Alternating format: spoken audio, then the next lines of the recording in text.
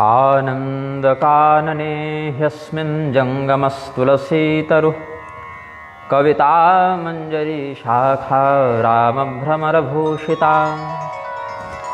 कृष्णाय वासुदेवाय देवकीनन्दनाय च नन्दगोपकुमाराय गोविन्दाय नमो नमः।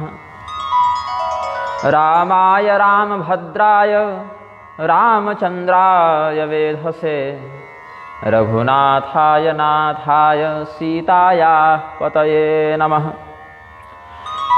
दक्षिणे लक्ष्मणो यस्य वामे च जनकात्मजा पुरतो मारुतिर्यस्य तं वन्दे रघुनन्दनम्। लोकाभिरामं रणरङ्गधीरं राजीवनेत्रं रघुवंशनाथं कारुण्यरूपं करुणाकरं तं श्रीरामचन्द्रं शरणं प्रपद्ये। सीतारामगुणग्रामपुण्यारण्यविहारिणौ वन्दे विशुद्धविज्ञानौ कवीश्वरकपीश्वरौ।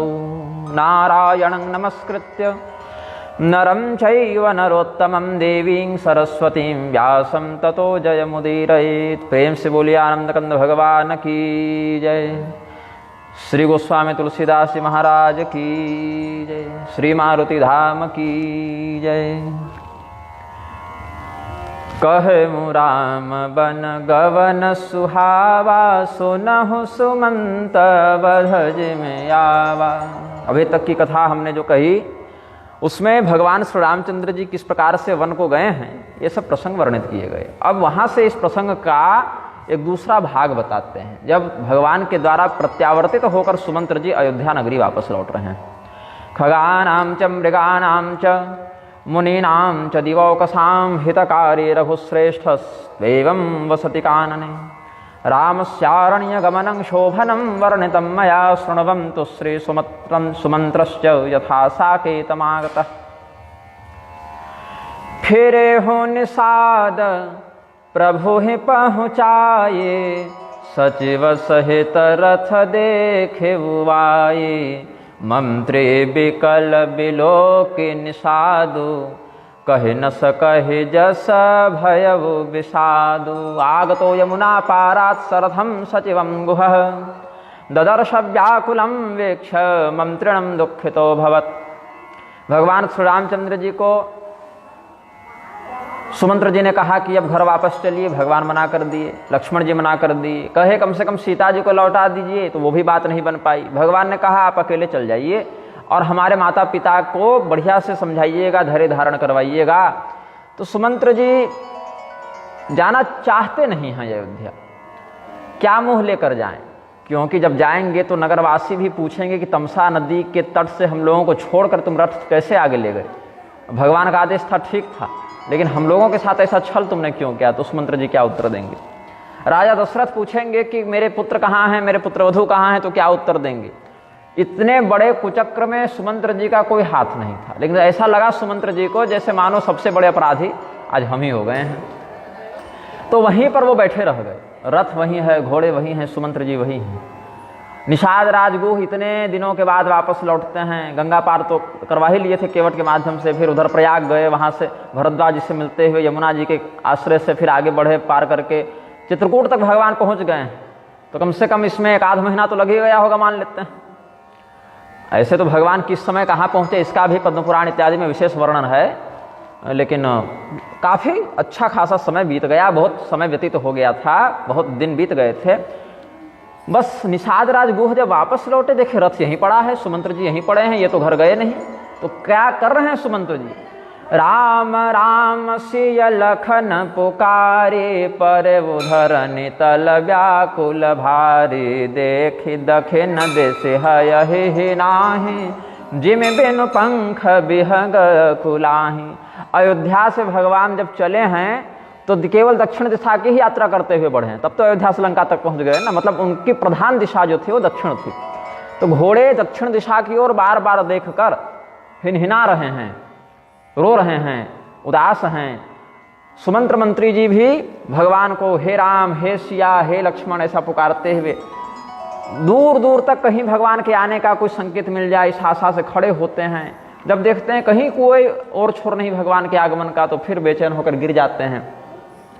पृथिव्याम पतितो मंत्री हा राम रघुनायक, अगस्त रामायण में कहते हैं, हा हा लक्ष्मण हा सीते वदति थम मुहुर्वचः, हया ह्रेशम ते वै दृष्ट्वा दक्षिणाम हरितम यथा, भवन्ति व्याकुला राजन पक्ष ही ना विहंगमा। जैसे किसी पक्षी के पंख को काट दिया जाए या पक्षी के पंख उखड़ गए हों, तो वो पक्षी उड़ना चाहता भी है तो उड़ नहीं पाता है, प्रयास करने पर थोड़ा उछल भी जावे तो नीचे गिर जाता है। वैसे ही सुमंत्र जी चलना भी चाहते हैं, खड़े होना भी चाहते हैं, तो चल नहीं पाते हैं।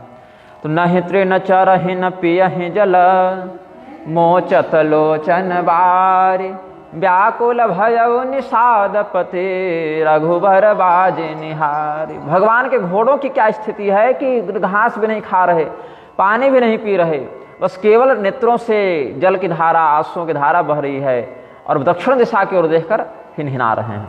जब घोड़ों की स्थिति है तो सुमंत्र जी की क्या स्थिति होगी। न चरन्ति तृणम तोयम न पिबन्ति हया जलम, मुंचन्ति सुंदराक्षिभ्याम निषादो व्याकुलो भवत् दृष्ट्वा श्रीरामचंद्रस्य, हयान सर्वांग सुंदरान धीरज धरि तब कहहि निषादु, अब सुमंत परिहरहु विषादु, तुम पंडित परमार्थ ज्ञाता धरहु धीर लखि विमुख विधाता। हे सुमंत्र जी, हम आपको क्या समझा सकते हैं, आप तो अयोध्या के प्रधानमंत्री हैं, आपके समान बुद्धिमान नीतिज्ञ कौन दूसरा होगा। अब मैं आपको कुछ समझाऊंगा तो नीति हो जाएगी प्रभु, लेकिन अब समझ लीजिए कि विधाता आज हमारे अनुकूल नहीं है। धृत्वा धैर्यम गुहः प्राह विषादम त्यजसाम प्रतम। इसीलिए अब ये कष्ट भूल जाइए, रोना धोना छोड़ दीजिए, क्योंकि रोते धोते रहने से कोई लाभ नहीं है। आखिर आपको कभी न कभी तो अयोध्या जानी पड़ेगी, क्योंकि महाराज दशरथ भी आपके आगमन की प्रतीक्षा देख रहे होंगे। तो तम सुमंत्र सदा विद्वाम धैर्यम धर परार्थविद। दूसरे के कल्याण को, दूसरे के हित को, परमार्थ को जानने वाले आप जैसे विद्वान के लिए यहाँ शोक करना उचित नहीं है। तो बहुत अच्छे से जब धैर्य पूर्वक सुमंत्र जी को प्रबुद्ध किया निषाद राज ने, सुमंत्र जी भी खड़े हुए कि अब जाना तो पड़ेगा ही घर, कब तक यहाँ पड़े रहेंगे, इस प्रकार से जाना तो पड़ेगा ही। तो गुहः प्रियाभिर्वाणीभिराश्वास्य च रथोपरि सुमंत्रम स्थापयामास, शोकेन शिथिलं बलात् शोक शिथिल रथु सकैन हाकी, रघुबर बिरह पेरउर बाकी, चर फराहि मग चलहिन घोरे, बन मृगत मनहु आनि रथ जोरे। किसी जंगली पशु को लाके आप रथ में लगा दीजिए तो रथ बढ़िया से नहीं हाँकेगा, क्योंकि उसको अभ्यास नहीं है, उसको प्रशिक्षित नहीं किया गया है। अब हिरण बहुत अच्छा दौड़ता है, लेकिन 4 हिरण को लगा दे रथ में तो थोड़ी दौड़ पाएंगे, क्योंकि उनका अभ्यास नहीं है रथ खींचने का।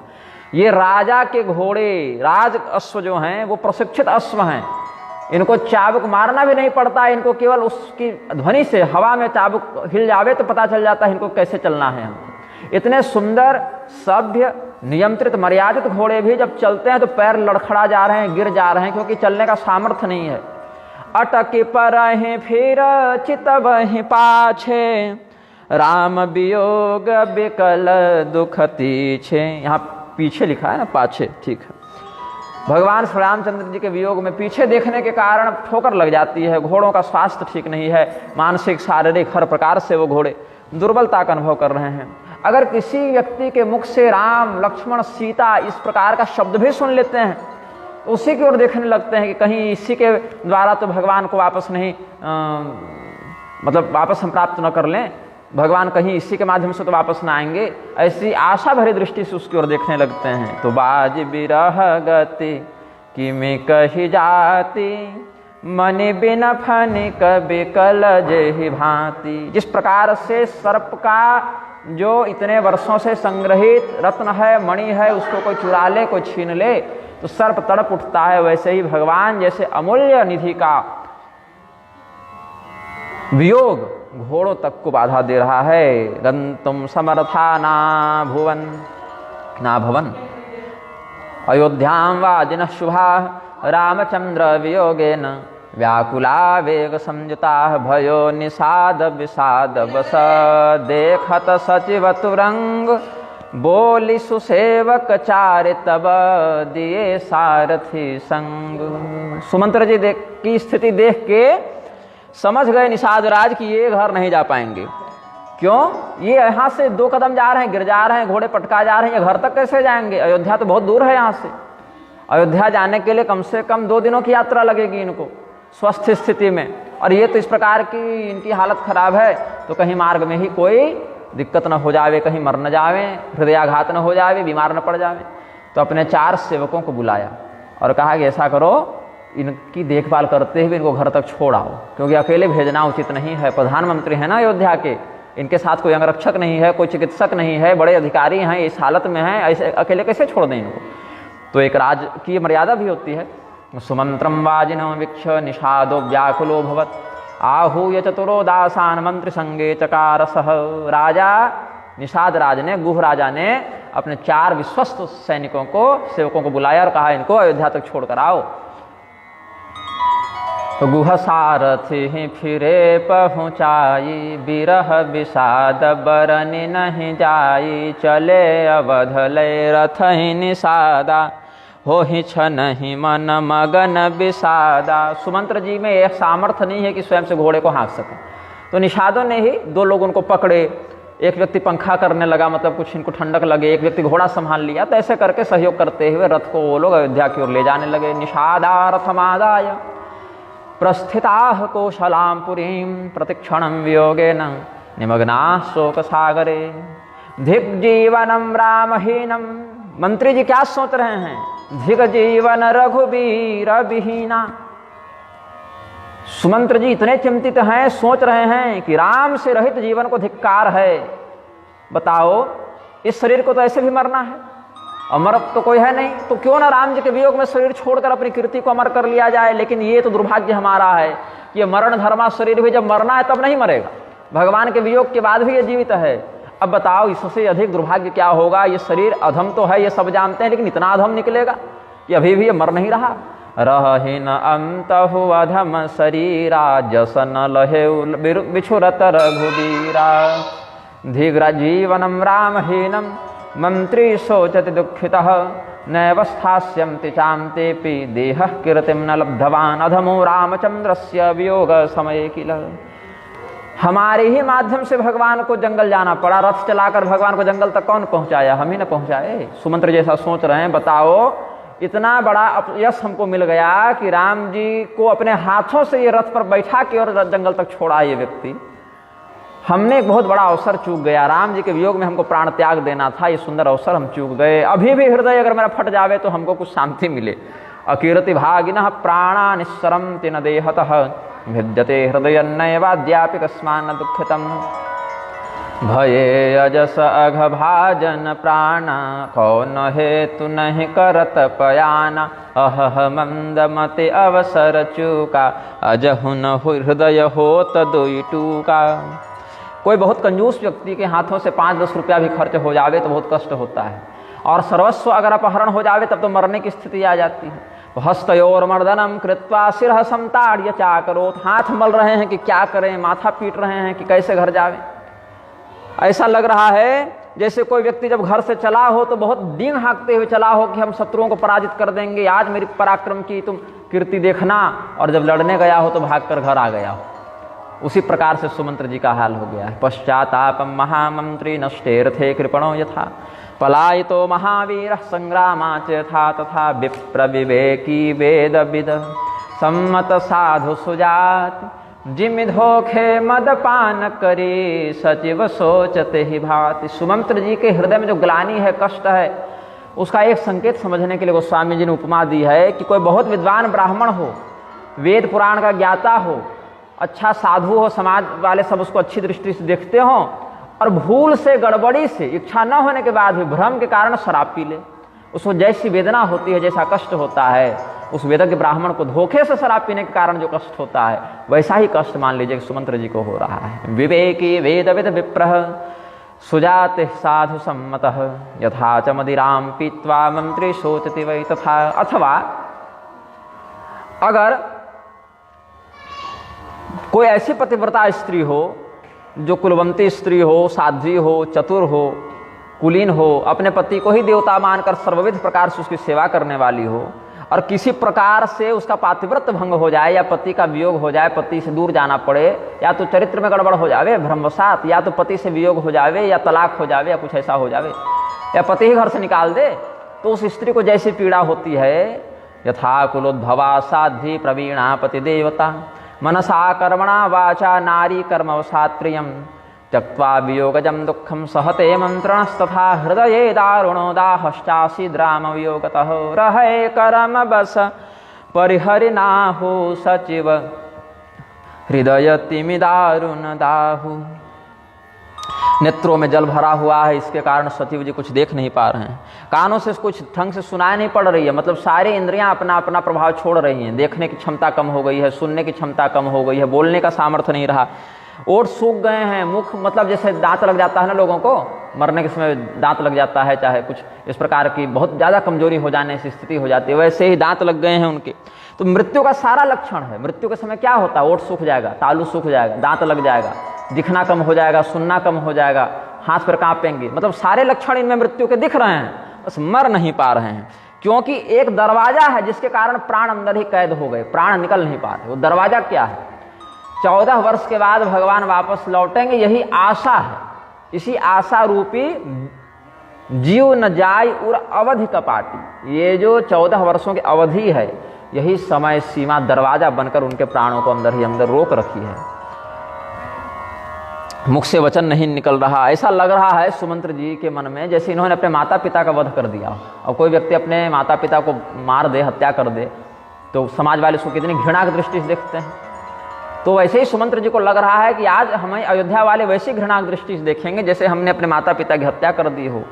मार इसी मन हो पिता महतारी, तो बहुत पछताते हुए माथा झुकाकर लगभग आधी बेहोशी की अवस्था में, क्योंकि पूरी बेहोशी में तो व्यक्ति इतना सोचेगा नहीं, तो होश में भी नहीं है, बेहोश भी नहीं है, अर्ध मूर्छावस्था में सुमंत्र जी किसी प्रकार से पहुँचे, अयोध्या नगरी तक पहुँचे हैं। रामचंद्र वियोगे न व्याकुलो मंत्रणाम वरः सुमंत्रो विविधाम चिंताम चकार मनसि स्वके। सोचते हुए जा रहे हैं कि सभी माताएं आकर हमसे पूछेंगी कि कहाँ है मेरा राम, कहाँ है मेरी सीता, बहू कहाँ है, लक्ष्मण कहाँ है, तो मैं क्या उनको उत्तर दूंगा?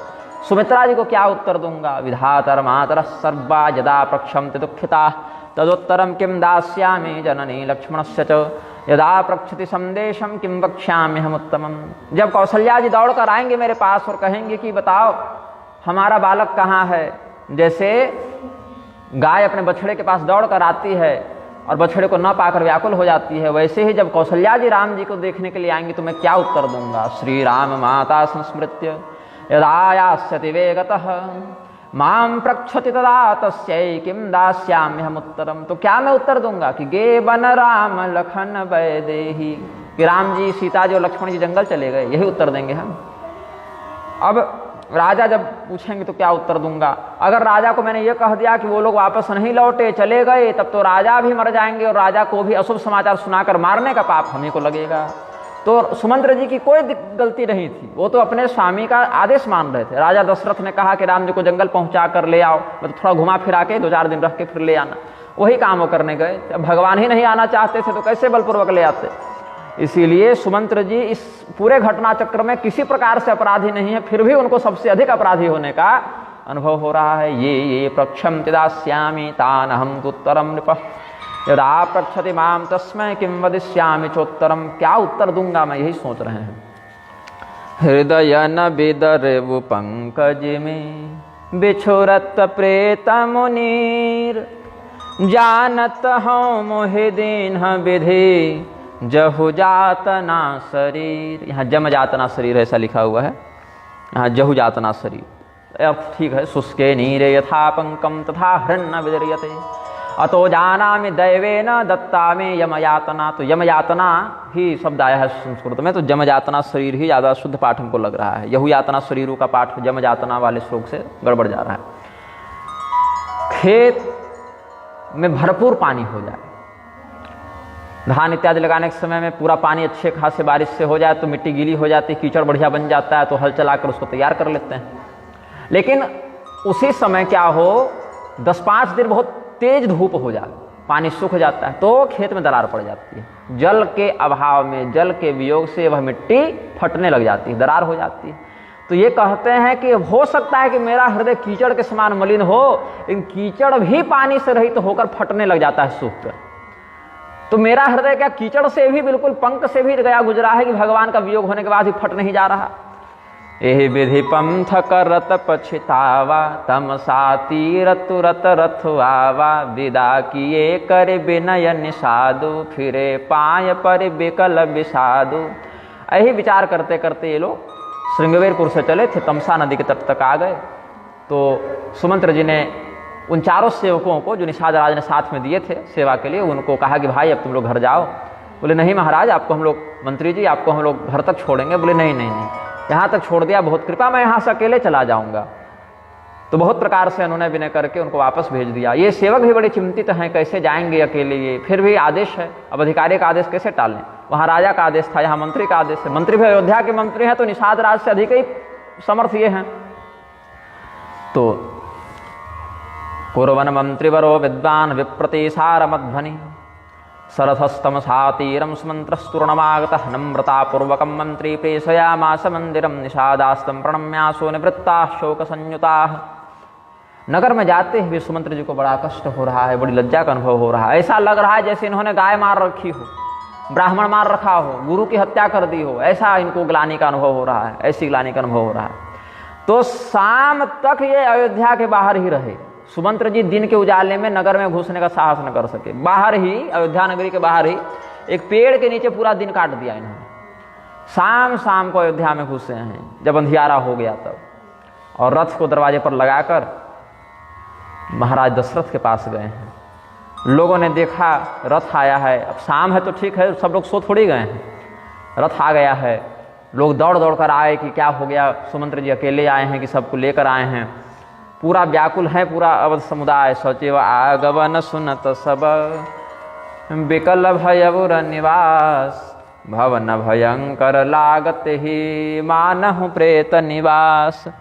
रनिवास में कौन रहता है? रानियां रहती हैं, लेकिन वह रनिवास आज प्रेत का निवास लग रहा है, जैसे वहाँ भूत प्रेत रहते हैं, स्मशान हो गया हो, ऐसा लग रहा है। नगर द्वार मासाद्य त्वरितः प्रविवेशः, सुमंत्रमभिधावन्तः शतशोथ सहस्रशः, क्व राम इति पृच्छन्तः सूतमभ्यद्रवन्नराः। कहाँ हैं हमारे राम? आप वापस लेकर आए कि नहीं? क्यों लेकर नहीं आए?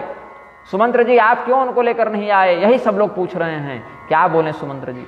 सुन रहे हैं लेकिन फिर भी अनसुना करना पड़ रहा है। क्या उत्तर दें? उत्तर रहे तब तो दें।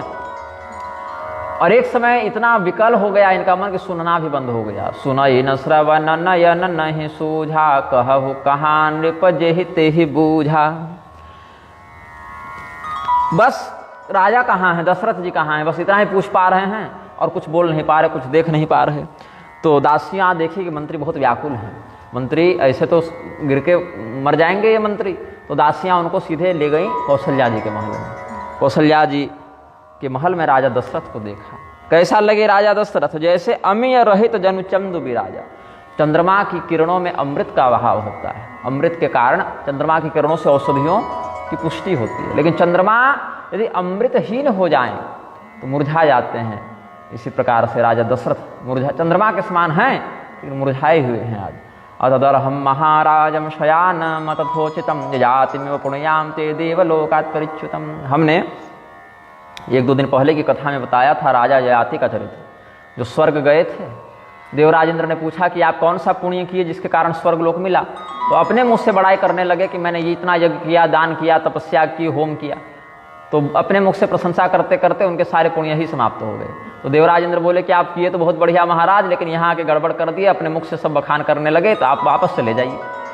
फिर अपने नाती, 4 नाती थे उनके, तो एक एक चवन्नी सबका पुण्य लिए, उनका 16 आना पुण्य पूरा हुआ। तब चतुर्थांश लेके पूरा उन्होंने भाग पूरा किया, तब वो अपने नाती के पुण्य से फिर वापस स्वर्ग गए। लेकिन यहाँ पर राजा ययाति के समान दिख रहे हैं दशरथ जी, मानो स्वर्ग से उनको नीचे गिरा दिया गया हो, समस्त तेजस्विता जिनकी समाप्त हो गई हो। केवल हे राम हे राम हे राम, हे लक्ष्मण, हे सीते, यही पुकारते हुए राजा दशरथ कभी बेहोश हो रहे हैं, कभी आँख खोल रहे हैं। आँख खोलें तो मेरे राम आ गए क्या, कहाँ हैं, सुमंत्र आ गए क्या, राम को लेकर आए कि नहीं, यही सब पूछ रहे हैं।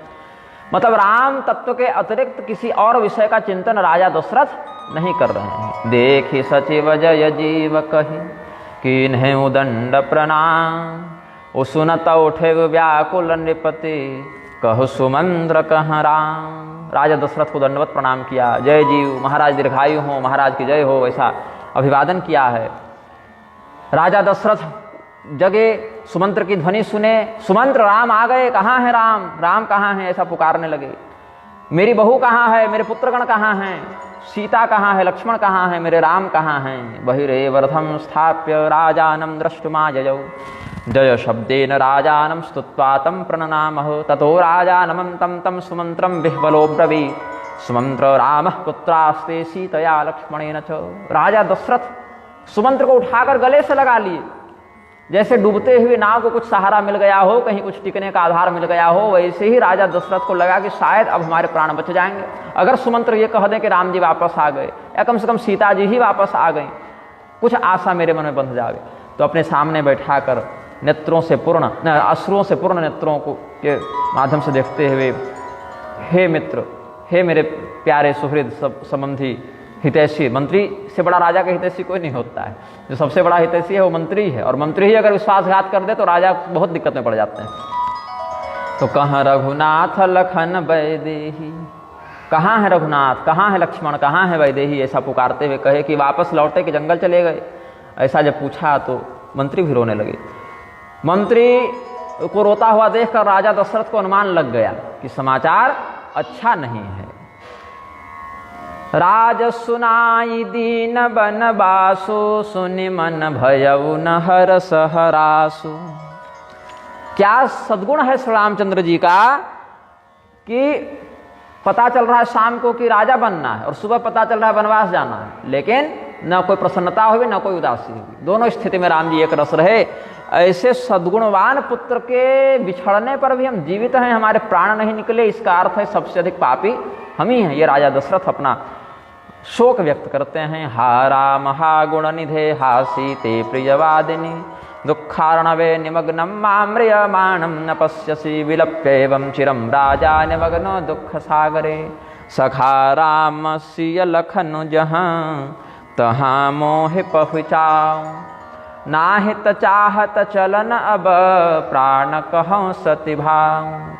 आदेश दिया सुमंत्र जी को, सूत यद्यस्ति में ते किंचिन्मयापि सुकृतं कृतं, तम प्रापया सुमाम रामं प्राणा संत्वरयन्ति माम। हे सुमंत्र, मैं कौन हूँ? बोले आप हमारे स्वामी हैं महाराज। क्या कभी हमने तुम्हारे लिए कुछ अच्छा किया है? बोले महाराज सदैव अच्छा ही तो किया है, कभी आपने हमारा बुरा नहीं किया, सदैव हित किया। आज तुम हमारा एक ही हित कर दो कि जहाँ हमारे राम है वहीं हमें पहुँचा दो। अगर हमने कभी तुम्हारे प्रति कुछ भला किया होगा तो उसके बदले एक उपकार तुम यही कर दो कि हमको राम तक पहुँचा दो, जहाँ वो गए हैं वहीं पहुँचा दो। तो सुमंत्र जी कैसे पहुँचाए उनको अपने नहीं पता है कहाँ गए। गंगा जी के बाद क्या हुआ ये तो सुमंत्र जानते नहीं।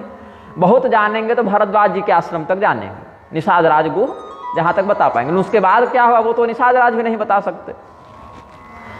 तो पुने पुने पूछत मंत्री ही रावु, प्रियतम सुवन संदेश सुनाऊ, सकरहि सखा सोई बेग उपाऊ, राम लखन सिय नयन दिखाऊ। हे मित्र, आज स्वामी सेवक नहीं मित्र के भाव से कह रहा हूँ कि मेरे प्राण के पास, मेरी सीता के पास, मेरे लक्ष्मण के पास ले चलो, मैं उनको देखना चाहता हूँ। क्या उन्होंने हमारे आदेश को सुनकर कहा? जब हमने कहा कि उन्हें वापस ले आना, ये बात तुमने बताई थी उनको, क्या उत्तर था उनका? यद्यद्यापि मैं वाज्ञा निवर्तयितु राघवम, न सख्यामि विना रामम मुहूर्तमपि जीवितुम। अगर हमारे प्राणों को बचाना चाहते हो तो राम को ले आओ, नहीं तो जान लो कि हमारे प्राणों को यहाँ रखने का कोई औचित्य नहीं है। तो धैर्य धारण करके सचिव जी ने कहा कि महाराज आप तो ज्ञानी हैं, पंडित हैं, परम वीर हैं, धुरंधर हैं, धैर्यवान हैं, सदैव आपने संतों की संगति की है, सत्पुरुषों का सेवन किया है। जन्म मरण हानि लाभ मिलना बिछुड़ना ये सब समय का खेल है महाराज। हे स्वामिन, ये सब समय के चक्र के कारण होता है। जैसे नदी में दो पत्ते बह रहे हैं, कभी सट जावे कभी दूर चले जावे। इसलिए महाराज हम लोग का हित सोचते हुए धैर्य धारण कीजिए। यहाँ कोई नहीं है हम लोग की देखभाल करने वाला। राम जी चले गए, लक्ष्मण चले गए, भरत शत्रुघ्न नहीं है। आप भी अगर ऐसे होंगे तो अयोध्या का क्या होगा? फिर आप केवल पिता नहीं है ना, आप राजा भी हैं, और राजा के ऊपर अगर पिता का भाव हावी हो जाए तो पूरी प्रजा का फिर संरक्षण कैसे होगा? इसीलिए यद्यपि ये करना बड़ा कठिन है, राम जी का वियोग तो पशु पक्षी सहन नहीं कर पा रहे, आप तो पिता हैं उनके, लेकिन फिर भी प्रजाजन के हित का विचार करके धैर्य धारण कीजिए, इसी में सबों का हित है। इसीलिए क्योंकि शोक के कारण अच्छे अच्छे व्यक्ति भी नष्ट हो जाते हैं। शोक से बड़ा कोई शत्रु नहीं है। शत्रु भी अपना प्रभाव उस व्यक्ति को नहीं, उस व्यक्ति पर नहीं दिखा पाते जो व्यक्ति शोक रहित हो। शत्रु से क्या प्राप्त होता? चिंता। चिंता ही व्यक्ति को प्राप्त न हो तो शत्रु क्या बिगाड़ लेगा? तो प्रथम वासतम सा भयवो दूसरे सुर सरितीर नहाय रहे जलपान करे सिय समेत दोबुबीर सिय समेत दोबुबीर एवं मंत्रिरुदम तम तम प्रांजलिर्वाक्यमब्रवीत् राम सीता च सौमित्रिर्मया नीता रथेन ते श्रृंगवेरपुराभ्यासे गंगाकूले व्यवस्थिता।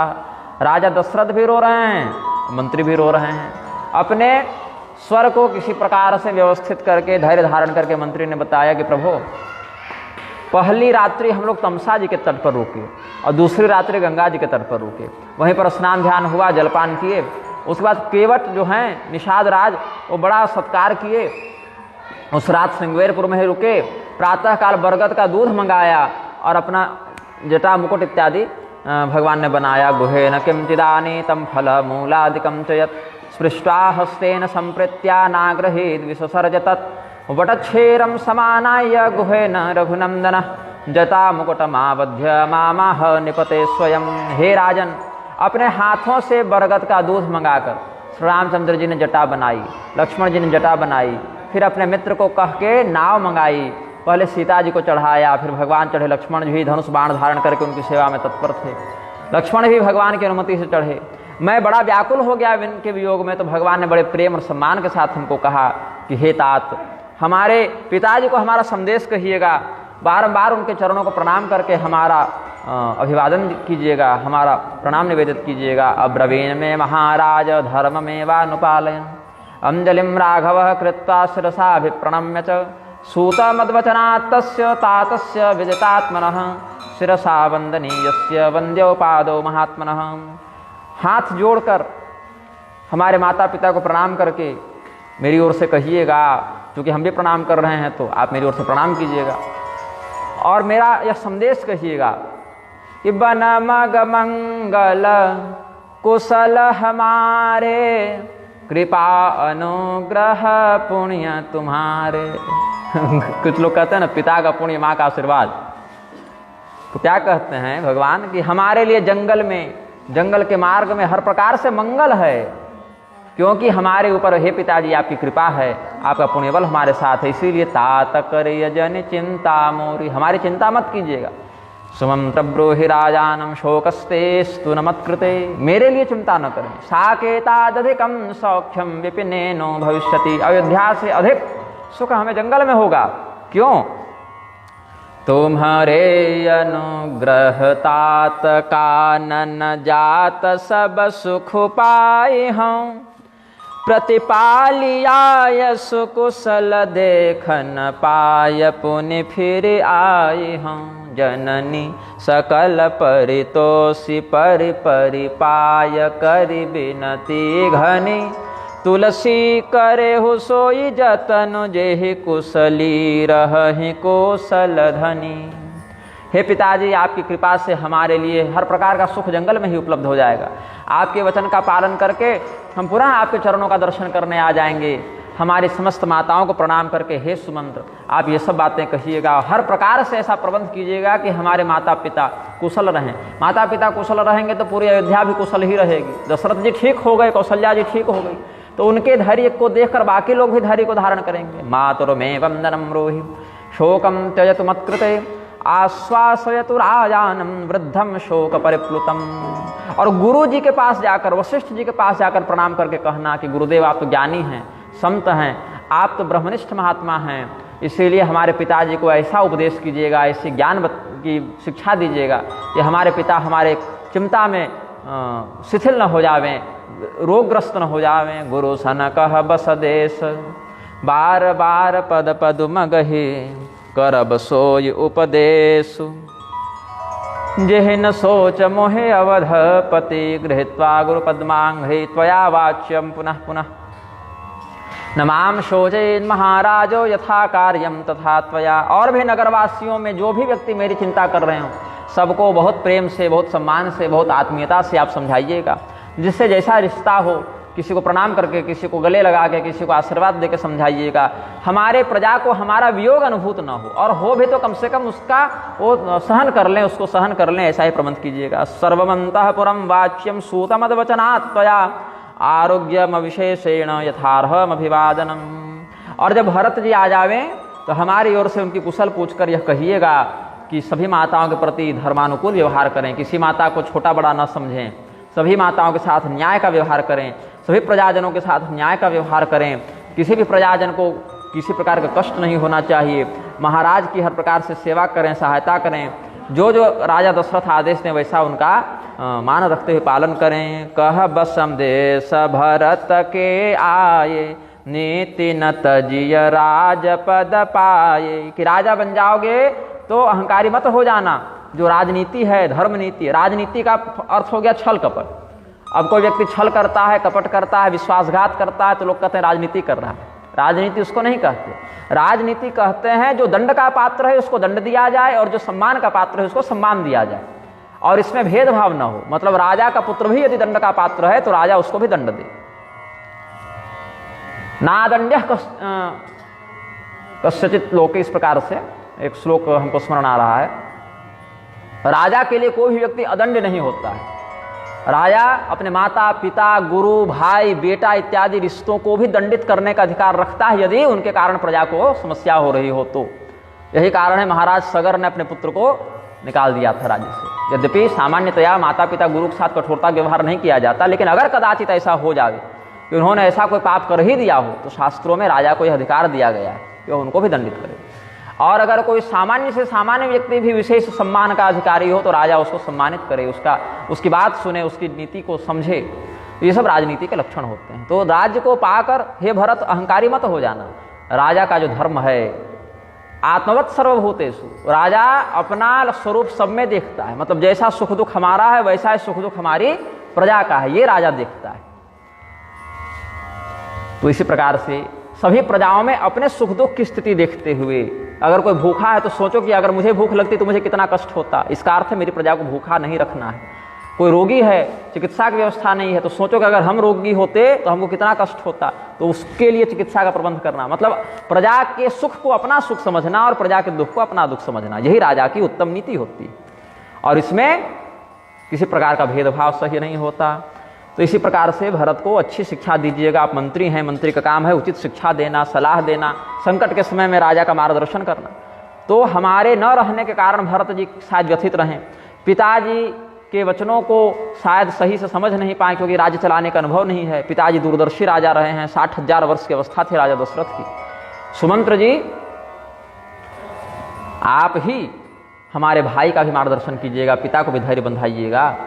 भरतः कुशलम वाच्यो वाच्यो मदवचनेन च सर्वास्वेव यथां न्यायं वृत्तिं वर्तस्व मातृषु वक्तव्यश्च महाबाहुरिक्ष्वाकुकुलनन्दनः पितरं यौवराज्यस्थो राज्यस्थमनुपालय अतिक्रांतवया राजा मास्मैनं व्यपरोरुधः कुमार राज्ये जीवस्व तस्यैवाज्ञा प्रवर्तनात्। और हाँ, एक बात अवश्य है, लक्ष्मण जी ने कुछ कठोर वाणी कही थी, मंत्री ने बात कह दी। भगवान ने अपनी सौगंध दी थी, कसम दी थी कि लक्ष्मण जी की बात राजा दशरथ को बोल मत दीजिएगा, लेकिन सुमंत्र जी ने कहा।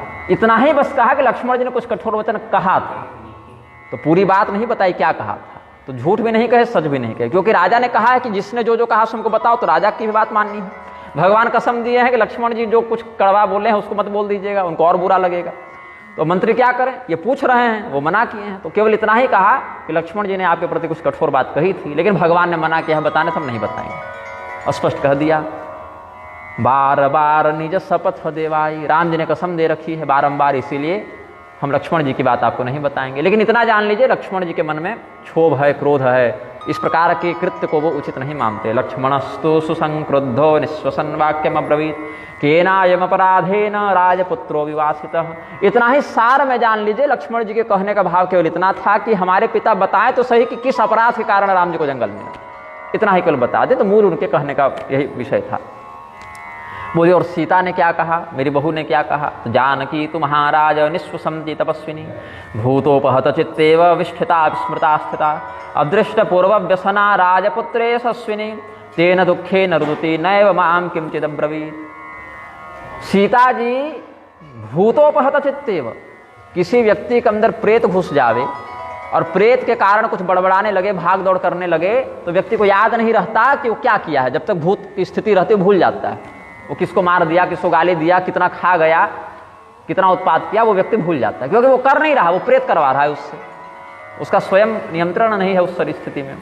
तो ऐसे ही सीता जी को देख कर लगा मानो इनकी यादाश्त चली गई हो, इनको कुछ समझ में नहीं आ रहा है, क्योंकि इस प्रकार का संकट इनके जीवन में पहले आया नहीं था। रोज रोज थोड़े वनवास हो रहा है, वो भी अनपेक्षित वनवास। अपेक्षित वनवास रहता, पता रहता कि जंगल जाना है, नौकर चाकर साथ में जाएंगे, सेवा साथ में होगी, तो मान लो जंगल घूमने जा रहे हैं, लेकिन यहाँ तो ऋषि मुनियों के समान रहना है, कष्ट से रहना है। तो केवल रो रही थी और उन्होंने कुछ ऐसी बात नहीं कही जिसको यहाँ बताना आवश्यक है। बस इतना ही कहेंगे कि मुख्य बात राम जी ने कही और राम जी ने आपको धैर्य धारण करने कहा है। अपना प्रणाम निवेदित किया है आपके लिए, हर व्यक्ति की कुशल पूछी है और इतना ही कह के केवट से नाव मंगाकर फिर गंगा पार चले गए राजन।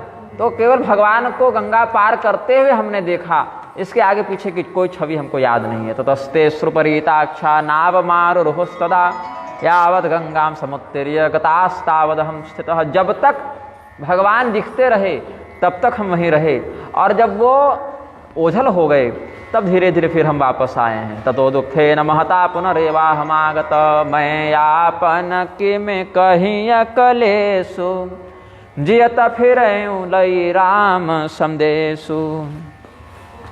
मैं किस प्रकार से अपना कष्ट बताऊं आपको। श्री रामचंद्र जी ने मुझे ऐसा आदेश दिया, इसीलिए हम लौटे, नहीं तो मुझे लौटने की इच्छा नहीं थी महाराज। मैं उनके साथ 14 साल वहीं रह जाता, मुझे कोई समस्या नहीं थी, लेकिन भगवान का आदेश था कि आपको आकर ये बात बताई जाए, और यहाँ पर आकर आपको ये बात बताने के लिए मेरा जीवित रहना आवश्यक था, इसीलिए हम जीवित रहे। नहीं तो मेरा अगर कोई बंधन नहीं होता था मर चुके होते। भगवान ने आदेश दिया तो आदेश की पूर्ति तो होनी है ना। तो अगर मैं मर जाता तो भगवान का संदेश कौन सुनाता। भगवान तो आएंगे 14 साल के बाद, ये संदेश 14 साल तक तो ऐसे नहीं पड़ा रहेगा। इसीलिए केवल भगवान का आदेश सुनाना, यही एकमात्र कार्य हमारे प्राणों को बचा कर रखे हैं, नहीं तो मेरे पास जीवन जीने के लिए कोई स्थान, कोई आधार नहीं बचा।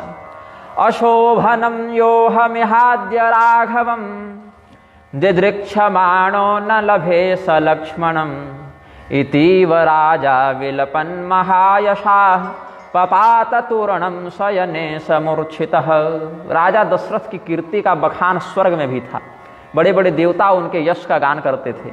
ऐसे राजा दशरथ भूमि पर शयन कर रहे हैं, पलंग से भी नीचे गिर जा रहे हैं, वहाँ टिक नहीं पा रहे हैं, चक्कर खा जा रहे हैं, उठने का प्रयास करते हैं, चक्कर खा जाते हैं, चक्कर खाकर कभी सैया पर गिरते हैं, कभी भूमि पर ही गिर जाते हैं।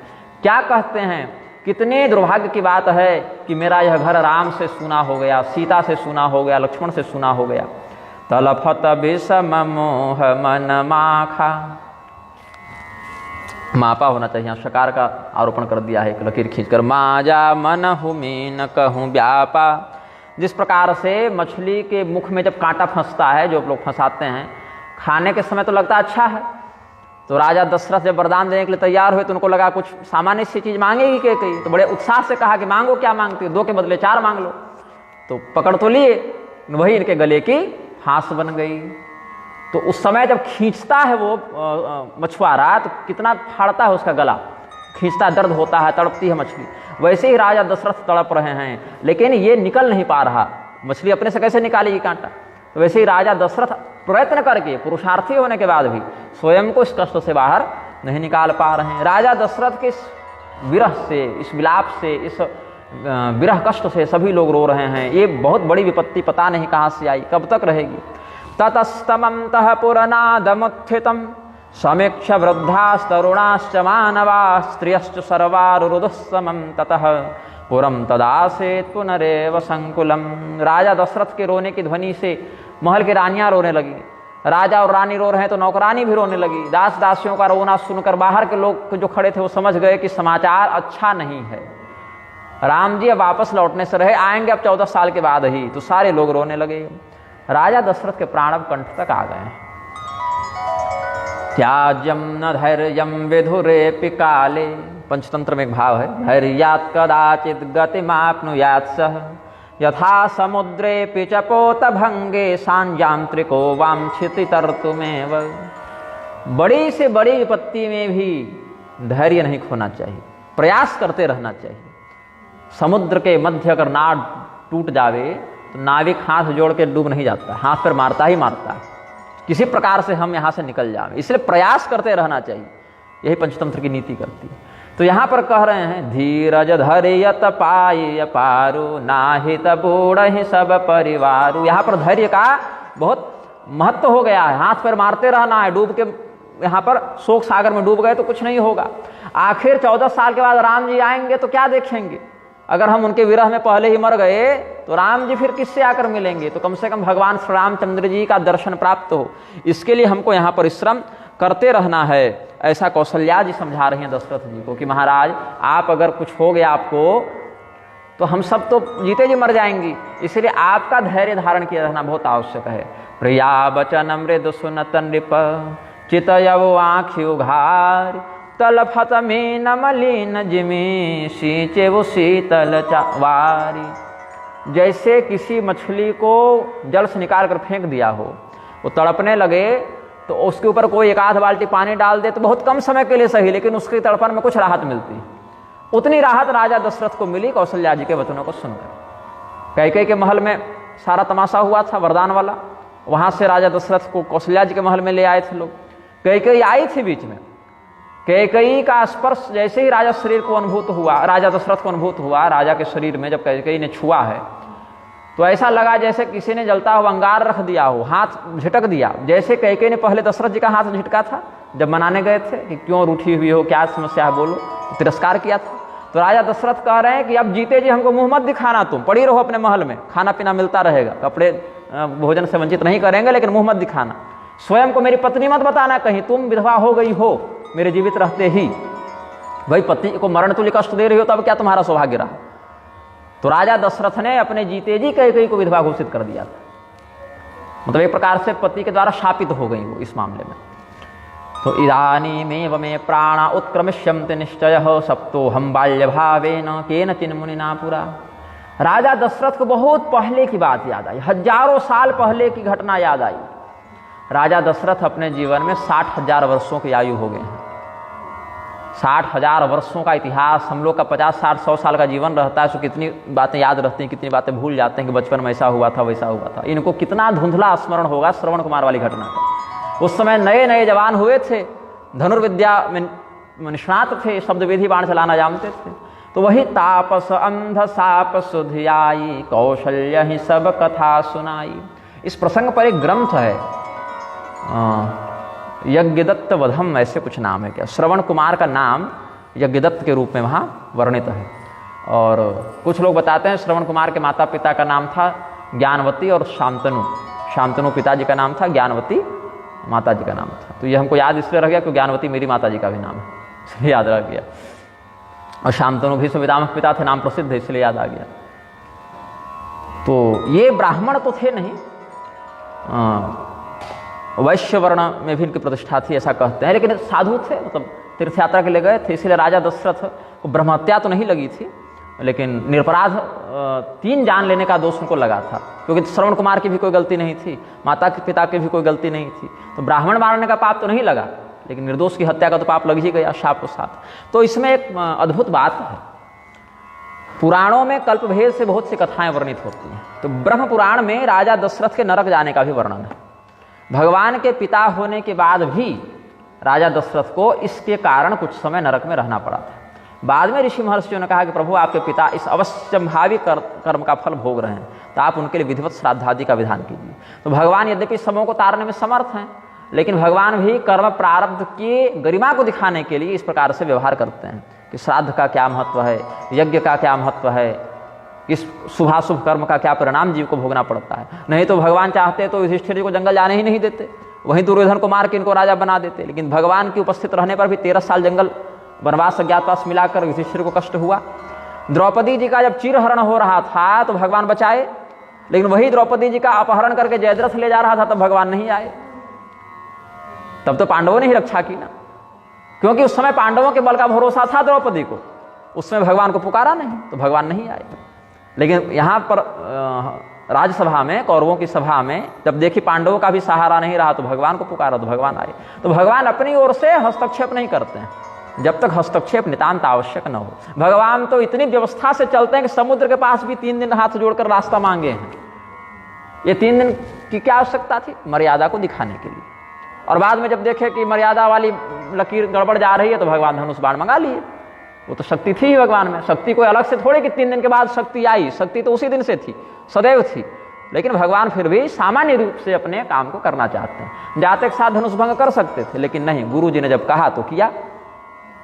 तो भगवान भी अपने ऐश्वर्य का प्रदर्शन वही करते हैं और उतना ही करते हैं जितना मर्यादित हो और जितना उचित हो।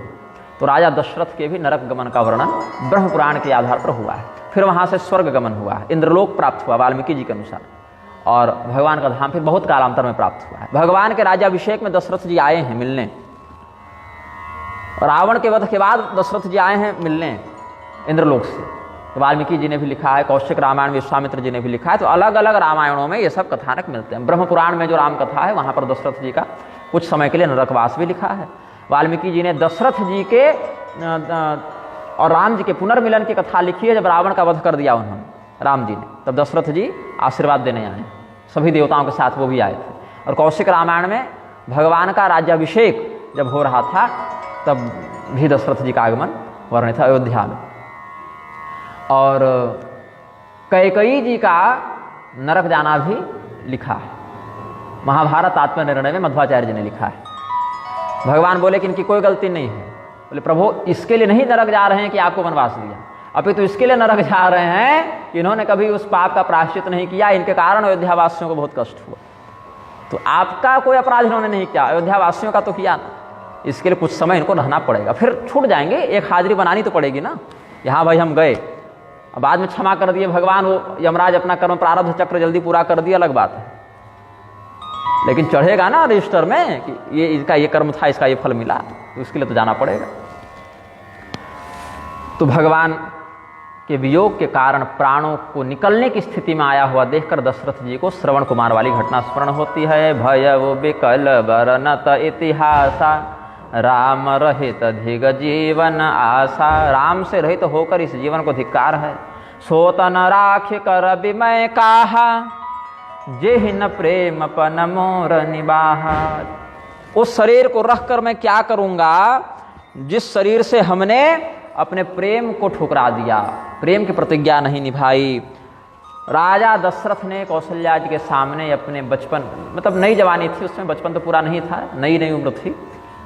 तो राजा दशरथ जो हैं श्रवण कुमारी की कथा बताते हैं कि कौशल्य, बहुत पहले की बात है, हमको याद आता है एक बार हम शिकार खेलने गए थे, तो मुझे लगा कि कोई हाथी पानी पी रहा है, गुड़गुड़ाने की आवाज़ कहीं जल स्रोत से आई, तो हमको लगा कोई हाथी पानी पी रहा है, तो हम चला दिए तीर, और मनुष्य के कराहने की आवाज़ आई। गए तो देख रहे हैं कि मनुष्य पड़ा हुआ है। तो हम पूछे कौन हो तुम, तो बोले, अपना परिचय दिए, हमारे बूढ़े अंधे माता पिता हैं, प्यासे हैं, उनके लिए पानी लेने आए थे, तो आप पानी जाकर दे दीजिए, हम तो बचेंगे नहीं। फिर राजा दशरथ उनका तीर निकाल दिए। तीर निकालने से जल्दी मरेगा व्यक्ति तो तड़पेगा कम, ये कहने का भाव था। मतलब तीर निकालना भी एक दया हो गई कि तड़प तड़प के मरे, उससे अच्छा एक बार में मर जावे। तो राजा दशरथ पानी लेकर गए, जल जब पिया इन दोनों ने, माता पिता ने, तो फिर पूछे कि पुत्र और कैसे हो, क्या आगे चलना है, तो कुछ बोल ही नहीं रहे हैं। बोले क्यों नहीं बोल रहे हो? तो बोले कि मैं आपका पुत्र नहीं हूँ, मैं अयोध्या का हूँ, इक्ष्वाकु वंशी दशरथ हूँ। बोले मेरा पुत्र कहाँ है? और तुम्हारी आवाज़ एकदम काँप क्यों रही है, डरते डरते क्यों बोल रहे हो? क्योंकि राजा दशरथ को भय था ना, गलती की है तो डर लगेगा। तो फिर शाप मिला। पहले बोले मेरे पुत्र के पास ले चलो, फिर मृत शरीर को छुआ, रोए, फिर बोले चिता बना दो, और 3 चिता बनाना, हम सब वहीं भस्म होंगे। राजा दशरथ सब कर दिए। वहीं पर अग्निदाह पूर्वक अपना भी प्राण उत्सर्ग कर दिया और पुत्र का भी दाह संस्कार कर दिया। वहीं शाप दिया कि जैसे हमारे पुत्र के वियोग में हमारे प्राण जा रहे हैं, वैसे तुम्हारे पुत्र के वियोग में भी तुम्हारे प्राण जाएंगे। तो यही कारण है कि वशिष्ठ जी जानते थे कि राजा दशरथ का पुत्र तो होगा ही होगा, क्योंकि शाप के ही बहाने, कम से कम पुत्र वियोग के ही बहाने से, लेकिन पुत्र तो अब लिख गया ना। जब पुत्र ही नहीं होगा तो इनको जरा बाहर कर दें। अच्छा, पुत्र ही नहीं होगा तो वियोग कैसे होगा? तो इसीलिए वशिष्ठ जी जानते थे कि पुत्र तो होगा ही, और वैसे भी त्रिकालदर्शी होने से वो तो जानते ही थे। जो नहीं भी जानता होगा त्रिकाल दर्शन की विद्या, वो भी इतना तो आश्वस्त था ही। तो राजा समझ गए कि मेरे उस शाप को फलीभूत होने का समय आ गया है। सइदानीं मम प्राप्त शाप कालो निवारित, अनिवारित शाप जिसका निवारण संभव नहीं, जो जिसको भोगना ही भोगना है, उस शाप का समय आ गया। इत्युक्त्वा विरलापाथ राजा शोक समाकुल, राजा दशरथ शोक का कुल हो गए। और बहुत सुंदर, सुंदर से तात्पर्य अमंगल ही समय है, लेकिन जिसकी प्राणांत राम जी को पुकारने से उसकी मृत्यु को हम सुंदर ही मानते हैं, इसलिए सुंदर शब्द हमने कहा। हा रघुनंदन प्राण प्रीते तुम बिन जियत बहुत दिन बीते, हा जानकी लखन हा रघुबर, हा पितुहित चित चातक जलधर। हे राम, हे रघुनंदन, हे प्राण प्यारे, तुम्हारे बिना हमने पता नहीं कितने दिन बिता दिए। हे लक्ष्मण, हे जानकी, हे रघुनंदन, अपने पिता के हित को करने के लिए, पिता के चित्त रूपी चातक का हित करने के लिए मेघ के समान कल्याणकारी राम, ऐसा ही पुकारते करते। राम राम कहि राम कहि, राम राम कहि राम, तन परिहरि रघुबर बिरह, राव गयऊ सुरधाम। राजा दशरथ यहाँ पर राम राम राम राम राम राम इसी प्रकार कहते रहे, इसके अलावा कोई शब्द उनके मुख से न निकल सका और उनका प्राणांत तो हो गया। हा राम पुत्र हा सीते हा लक्ष्मण गुणाकर, तद्वियोगादहं प्राप्तो मृत्युं कैकेयी संभवं, वदन्नेवं दशरथः प्राणं त्यक्त्वा दिवं गतः। राजा दशरथ जी परलोक चले गए। प्रेम से बोलिए आनंद कंद भगवान की जय। जिया न मरन फल दशरथ पावा, अंड अनेक अमल जसु गावा, जियत राम विधु बदन निहारा, राम बिरह करे मरनु समारा। राजा दशरथ के जीवन और मरण दोनों अतुल्य हैं, न उनके समान हम जीवन जी सकते हैं, न उनके समान हम मर ही सकते हैं। इसीलिए राजा दशरथ की कीर्ति तो सभी ब्रह्मांडों में, केवल इस ब्रह्मांड में नहीं, समस्त ब्रह्मांडों में, चूंकि भगवान श्री रामचंद्र जी क्या है, अनंत कोटि ब्रह्मांड नियामक।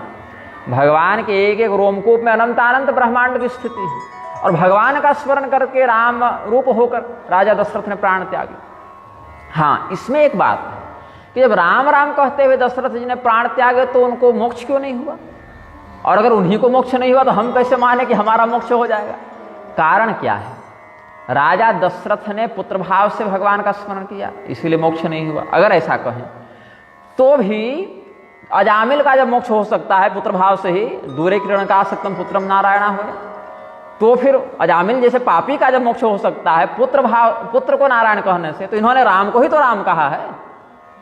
यहाँ तो साक्षात नारायण राम ही उनके पुत्र हैं, तो फिर उनका उद्धार क्यों नहीं हुआ? तात्पर्य यह है कि राजा दशरथ जो है मोक्ष चाहते ही नहीं, अगर मोक्ष चाहते तब मिलता। इसीलिए भगवान ने मुक्ति की दो विधि बताई, एक है सद्यो मुक्ति, एक है क्रम मुक्ति। सद्यो मुक्ति में क्या होता है कि व्यक्ति का शरीर छूटा, सीधे मोक्ष हुआ। क्रम मुक्ति में क्या होता है, शरीर छूटा, पुनर्जन्म अब नहीं होगा, लेकिन मुक्ति धीरे धीरे होगी, इधर उधर के लोकों में भटक कर होगी। ये क्रम मुक्ति में राजा दशरथ गए हैं, क्योंकि इनके मन में श्री राम जी के दर्शन की प्रबल उत्कंठा है। एक बार देख लें किसी प्रकार से, तो देखेंगे कैसे? जब किसी लोक में रहेंगे तब पूरे कैवल्य हो जाएगा, तो फिर कैसे देख पाएंगे? इसीलिए इंद्रलोक में इनको स्थान मिला। और दशरथ जी जब रावण का वध हो गया तो पुनः आए थे, इसीलिए उनके हृदय के भाव को समझकर भगवान ने उनको सद्यो मुक्ति नहीं दी है, क्रम मुक्ति दी है। तो कौसल्या च सुमित्रा च तथान्या राजयोषिता चक्रुषुश्च विलेपुश्च उरस्ताड़न पूर्वकम। राजा दशरथ का शरीर निष्प्राण हो गया है। राजा दशरथ अब स्मृति शेष रह गए, मतलब केवल स्मृतियों में उनका अस्तित्व बच गया। ऐसा देखकर भगवती कौशल्या, सुमित्रा जी और भी जो अन्य रानियां थीं, छाती पीट पीट कर रुदन करने लगी। जितने नौकर चाकर थे सब रुदन करने लगे, क्योंकि देखिए राजा दशरथ इतने अच्छे राजा थे कि नौकर चाकर को नौकर नहीं पुत्र मानते थे, पुत्री मानते थे। घर में कोई नौकर है उसको बेटा के समान मानो। आप अगर किसी के यहाँ नौकरी कर रहे हैं तो स्वामी को पिता के समान मानो। स्वामी और स्वामिनी माता पिता के समान होते हैं, नौकर और नौकरानी बेटा बेटी के समान होते हैं। इसीलिए 13 प्रकार के पुत्रों में एक पुत्र सेवक को भी बताया गया है। तो भगवान और भगवान से जुड़े जो भक्त होते हैं उनका स्वभाव ऐसा ही करुणामय होता है। घर का नौकर भी हो तो उसको पुत्र के समान वो सम्मान करते हैं, सत्कार करते हैं। और यहाँ तक कि याज्ञवल्क्य स्मृति इत्यादि के वचनों को देखें और भी दायाद विभाग इत्यादि को देखें तो घर का जो नौकर बहुत निष्ठावान हो और अगर प्राण संकट में आपके प्राणों की रक्षा की हो तो शास्त्र कहते हैं कि आपकी संपत्ति में जैसे पुत्र का अधिकार होता है वैसे उसका भी अधिकार हो जाता है। अगर वह वास्तव में निष्ठावान हो, बढ़िया 10-20 साल आपकी सेवा किया हो और अगर प्राणों के संकट के समय जहाँ कोई सहायक न हो वहाँ अगर उसने आपके प्राणों की रक्षा कर दी हो तो उसका अधिकार बन जाता है। लेकिन उस निष्ठा में होना चाहिए तब, ये नहीं कि स्वयं से मालिक के विरुद्ध षड्यंत्र करके पहले संकट में डाल दो फिर उसको निकाल लो, ऐसा नहीं। वास्तव में उसका समर्पण वैसा हो, पिता मानकर अगर व्यवहार करता हो तब ऐसी बात है। तो बिलपहि बिकल दास अरुदासी घर घर रुदन करहि पुरबासी अथयो आज भानु कुल भानु धर्म अवधि गुण रूप निधानु गारे सकल कई कहि देहि नयन विहीन कीन जग जेहि। घर के नौकर चाकर दास दासी रुदन करने लगे। रुदन तो रोज ही हो रहा है, राम जी के वियोग में तो सब रो रहे हैं, लेकिन आज जो रो रहे हैं वो कुछ विशेष रुदन है। सब समझ गए कि दशरथ जी नहीं रहे। तो जिस प्रकार से सूर्यास्त होते ही अंधेरा व्याप्त हो जाता है उसी प्रकार से राजा दशरथ रूपी सूर्य के अस्त होते ही पूरी अयोध्या नगरी में अंधकार व्याप्त हो गया। सब लोग भरत जी की माता कैकेयी जी को कोसने लगे कि क्या इसकी दुर्बुद्धि थी भाई, अभी तक इसको होश नहीं हुआ, कम से कम अंत समय तक कह देती कि राम जी को वापस ले आते हैं, अभी भी कह देती दशरथ जी को मारे बिना इसको चैन नहीं पड़ा। नराश्च नार्यश्च समेत्य संघर्षो विगर्षमाणा भरतस्य मातरम तदा नगरयां नरदेव संशये बभूवुरार्ता न च शर्मलेभिरे। आर्त हो गए। आर्त कहते हैं कष्ट से तड़पते हुए व्यक्ति को आर्त कहते हैं। जैसे द्रौपदी जी तड़प रही थी कष्ट से, भगवान को पुकारा हमारी लाज बचाई। गजेंद्र ग्राह के कष्ट से तड़प रहा था, ग्राह के द्वारा भगवान को पुकारा। ये सब आर्त भक्त थे। अब सभी ऋषि मुनियों ने सुना कि निवास में रुदन हो रहा है, सब दौड़ते हुए आए। वशिष्ठ जी आए, जाबाली आए, सुमंत्र जी तो अगल बगल ही थे। आए, क्या देखते हैं कि यहाँ एक सूर्योदय के साथ एक दूसरा सूर्यास्त भी एक साथ हुआ। सूर्योदय और सूर्यास्त एक साथ नहीं होते, लेकिन मानो आज अयोध्या में सूर्योदय भी हुआ और सूर्यास्त भी हुआ। दशरथ जी जो सूर्य हैं वो अस्त हो गए और लौकिक सूर्य का उदय हुआ। व्यतीतायाम च शर्वर्यामादित्यस्योदये ततः समेत्य राजकर्तारः सभामि युर्द्विजातयः तब वसिष्ठ मुनि समौ सम कहि अनेक इतिहास शोक निवारे सब ही कर निज विज्ञान प्रकाश कालानुकूलम विधान इतिहासान मनोरमान वशिष्ठ कथयामास सर्वशोक हराय च। सभी लोगों को अभी धैर्य धारण करवाना है, संभाल के रखना है। तो गुरु वशिष्ठ ने जैसे अब राजा के अभाव में मंत्रिमंडल को अपना शासन संभाल लेना होता है, तब तक जब तक नया राजा न बने राष्ट्रपति शासन लगा देते हैं लोग आजकल। तो जिस प्रकार से समस्त प्रजा में उपद्रव न हो, विद्रोह न हो, किसी प्रकार की अव्यवस्था न हो, वैसे ही अनुशासन का प्रवर्तन करते हुए वशिष्ठ जी ने सबको दिव्य कथाएं बताई कि पहले भी। अच्छा, वशिष्ठ जी का क्या भाग्य है, मरना उनको है नहीं, मर भी गए हैं एक दो बार तो पुनर्जन्म लेकर उसी स्मृति के साथ तैयार होकर आ गए। तो वशिष्ठ जी प्रारंभ से देखिए, राजा दशरथ का जन्म भी देखे होंगे, राजा दशरथ का जनेऊ विवाह सब करवाए होंगे, अभिषेक करवाए होंगे, आज उनका श्राद्ध भी करवाना है। उनके पिता के साथ भी ऐसा ही हुआ, उनके पिता के साथ भी ऐसा ही हुआ। तो 60-70 पीढ़ी का जन्म मरण सब देख रहे हैं। वो कितने धैर्यवान महात्मा होंगे। हमारे जीवन में कोई हितैषी आ जावे, मित्र आ जावे, जिसके साथ हम 10-20 साल भी रहे हों और बहुत हृदय से जिससे प्रेम करते हों, 2-4 साल भी रहे हों, बहुत हृदय से प्रेम करते हो, निस्वार्थ संबंध हो दोनों का, और वो मर जावे तो कितना कष्ट होता है। 60,000 वर्ष तक राजा दशरथ के साथ वशिष्ठ जी रहे, उनको कैसा लगा होगा। तो तेल नाव भरि नृपतनु राखा दूत बुलाय बहुरी असभाखा। एक नाव तेल से भर कर लाए, ऊपर में तेल हो गया ताकि राजा दशरथ का शव विकृत न हो, सड़े नहीं। तेल में रख देने के बाद उसके अवशोषण क्या कहेंगे, डिकम्पोजिशन, हाँ डिकम्पोज होता है ना शव, तो वो प्रक्रिया धीरे धीरे हो जाएगी। क्योंकि अभी कोई पुत्र नहीं है अंतिम संस्कार करने के लिए। ऐसे तो ज्येष्ठ पुत्र का अधिकार है अंतिम संस्कार का, और उसके अभाव में फिर मंझले संझले छोटे का अधिकार होता है। तो ज्येष्ठ पुत्र तो अब आने से रहे अभी, तो अभी भरत को ही बुलाना पड़ेगा, क्योंकि कम से कम पता है कि भरत कहाँ है, क्योंकि राम लक्ष्मण कहाँ है पता नहीं। तो अज्ञात की खोज में भटकने से अच्छा है ज्ञात को खोजो।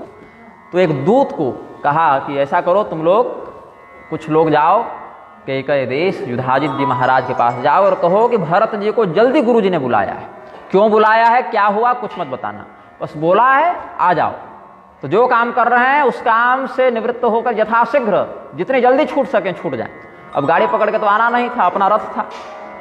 तो धावहु वेगी भरत पह जाहु, नृप सुधि कतहु कहु जन काहू। किसी भी प्रकार से बताना मत कि दशरथ जी नहीं रहे, बस कहो कि गुरु जी का आदेश है, बहुत आवश्यक कार्य है, यथाशीघ्र चलो। वशिष्ठ प्रययौ तत्र प्रातर मंत्रिभिरावृत तैलद्रोण्याम दशरथम क्षिप्त्वा दूतानथाब्रवीत् गच्छ तत्त्वरितं शाश्वायुधाजन्नगरं प्रति तत्रास्ते भरतः श्रीमान् शत्रुघ्न सहितः प्रभुः उच्यतां भरतः शीघ्रमागच्छेति ममाज्ञया। ऐसे एक युधाजित राजा राम जी की पीढ़ी में आगे भी हुए, जैसे कि दशरथ जी के ससुर युधाजित हुए कैकेयी के पिता होने से, वैसे ही राम जी की पीढ़ी में 5-7 पीढ़ी आगे एक महाराज हुए पुष्य नाम के, उनके ही पुत्र का विवाह हुआ था युधाजित से, जो उज्जैनी के राजा थे। उनकी पुत्री थी लीलावती, उससे विवाह हुआ था, जिसे शत्रुजित पुत्र की प्राप्ति हुई थी। बड़ा भाई था सुदर्शन उसका। तो वहाँ भी एक बार भयंकर उठापटक हुई, सत्ता परिवर्तन हुआ, सौतेले भाई लड़ गए और बाद में फिर श्रृंगवेरपुर से निषादों ने आकर आक्रमण कर दिया था। फिर भरद्वाज जी के आश्रम में राजकुमार को शरण लेनी पड़ी थी।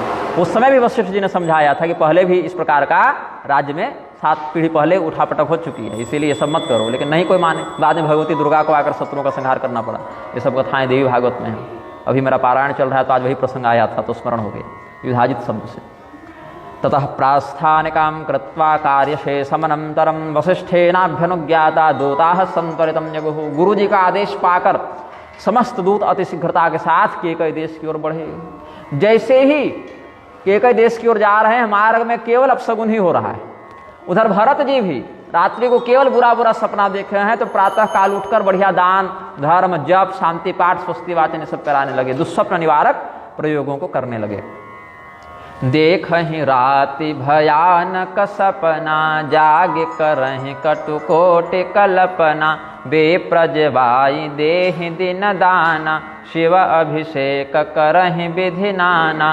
मागहि हृदय महेश मनाए, कुशल मातु पितु परिजन भाई। भरत जी रात्रि को केवल बुरा बुरा सपना देखे हैं, अपशगुन देखे हैं। प्रातः काल उठकर ब्राह्मणों को भोजन इत्यादि करा के दान किया, रुद्राभिषेक करवाने लगे। भगवान महादेव से कहते हैं कि हमारे माता पिता भाई परिजन सबको कुशल रखिएगा प्रभो। यामेव रात्रिम ते दूता प्रवेशन्ति स्मतां पुरीं, भरतेना पितां रात्रिम स्वप्नो दृष्टोयम अप्रियः। क्या हम अप्रिय सपना देखे हैं, ऐसा चिंतन किया भरत जी ने। भरत जी सोच ही रहे हैं इस प्रकार से कि पता नहीं कहाँ क्या अपशगुन हो गया है। तब तक दूत पहुँच गया। दूतों को देखकर भरत जी का हृदय जोर से धड़कने लगा।